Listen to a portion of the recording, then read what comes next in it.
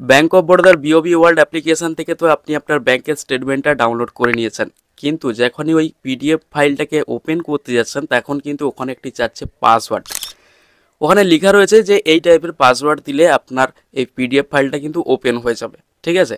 কিন্তু আপনি যখনই ওই টাইপের পাসওয়ার্ড দিচ্ছেন ওখানে কিছু হয়তো ভুল হয়ে যাচ্ছে, যার কারণে ওই পিডিএফ ফাইলটা কিন্তু ওপেন হচ্ছে না। তাই আজকের এই ভিডিওতে আমি আপনাদেরকে দেখাবো অতি সহজে কিভাবে আপনি এই পিডিএফ ফাইলটাকে ওপেন করবেন, আর ওই পাসওয়ার্ডটি কিভাবে আপনি দেবেন, ঠিক আছে। ওই পাসওয়ার্ডটা কিন্তু একটি জায়গায় রয়েছে, ঠিক আছে, সেটি দেখেই লিখে দিলে কিন্তু ওখানে হয়ে যাবে, ঠিক আছে। তাই আজকের এই ভিডিওতে ওটাই আমি দেখাবো আপনাদেরকে যে ওই পাসওয়ার্ডটি আপনারা কোথা থেকে বার করাবেন, ঠিক আছে। আপনাকে ভাবনা চিন্তা করে কিন্তু ওখানে পাসওয়ার্ডটি দিতে হবে না, আপনি জাস্ট দেখে ওই পাসওয়ার্ডটিকে ওখানে বসিয়ে দিবেন। বসিয়ে দিলে কিন্তু ওই পিডিএফ ফাইলটি ওপেন হয়ে যাবে। তাই ভিডিওটি অবশ্যই শুরু থেকে শেষ পর্যন্ত মনোযোগ সহকারে দেখতে থাকুন।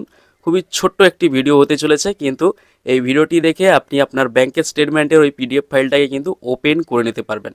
তো চলুন, লেটস স্টার্ট দ্য ভিডিও।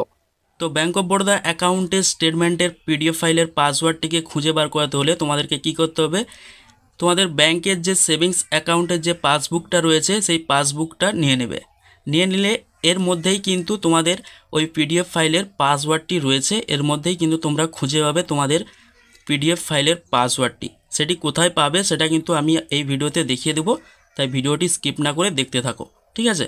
তো পাসবুকটি হাতে নেওয়ার পর পাসবুকের প্রথম যে পৃষ্ঠাটি রয়েছে সেই পৃষ্ঠাটিকে খুললেই এখানে তোমরা দেখতে পাবে কাস্টমার আইডি বলে লেখা রয়েছে, ঠিক আছে।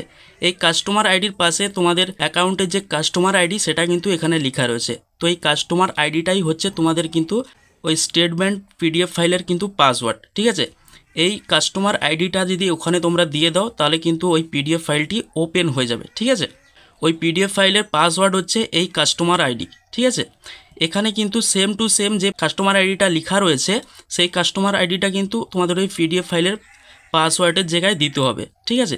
এখানে কোনো তোমাদের জন্ম তারিখ বা তোমাদের ফোন নাম্বার কিছু দিতে হবে না, জাস্ট এই কাস্টমার আইডিটা যেভাবে দেওয়া রয়েছে সেম টু সেম দেখে কিন্তু তোমাদেরকে দিতে হবে। যে ক্যাপচা যেভাবে অন্যান্য সাইটে যেভাবে ফিল আপ করতে হয় সেরকমই কিন্তু এই কাস্টমার আইডিটাকে দেখে ওখানে কিন্তু লিখে দিতে হবে। যেখানে বড় হাতের অক্ষর দেওয়া আছে সেখানে বড় হাতে দিতে হবে, যেখানে ছোটো হাতের অক্ষর দেওয়া আছে সেখানে ছোটো হাতের অক্ষর দিতে হবে, ওকে। আর এখানে যেগুলো ও টাইপের যে লেখা রয়েছে না, যে ও, এটা কিন্তু ও নয়, ঠিক আছে। এখানে প্রিন্ট করার সময় এখানে যে ফন্ট সেই ফন্টটা কিন্তু একটু ও টাইপের করে দিয়েছে, এটা কিন্তু জিরো হবে, ঠিক আছে। যেটা ও টাইপের লেখা রয়েছে যে অক্ষরগুলো সেগুলো কিন্তু জিরো হবে।